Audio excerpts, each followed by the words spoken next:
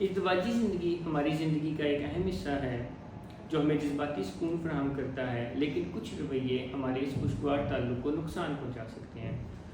پہلا رویہ نکتہ چینی ہے۔ ہر چھوٹی چھوٹی بات پر نکتہ چینی کرنا آپ کے اس رشتے میں تناؤ پیدا کر سکتا ہے۔ نکتہ چینی کرنے کے بجائے مثبت فیڈ بیک دیں اور ایک دوسرے کی خوبیوں کو سراہیں تاکہ آپ کے اس تعلق میں بہتری آ سکے۔ دوسرا رویہ توہین آمیزی ہے۔ ازدواجی رشتے میں ایک دوسرے کی عزت کرنا بہت اہم ہے، لیکن جب آپ اپنے شریک حیات کی عزت کرنے کی بجائے ان کی توہین کرتے ہیں تو اس سے آپ اپنے اس رشتے کو بہت نقصان پہنچاتے ہیں۔ توہین آمیزی کرنے کی بجائے محبت اور احترام کو فروغ دیں۔ تیسرا رویہ دفاعیت ہے۔ اپنی غلطیوں کو تسلیم کرنے کی بجائے یا ان کی ذمہ داری لینے کی بجائے دفاعی رویہ اختیار کرنا مسائل کو بڑھاتا ہے اور حل کی راہ میں رکاوٹ ڈالتا ہے۔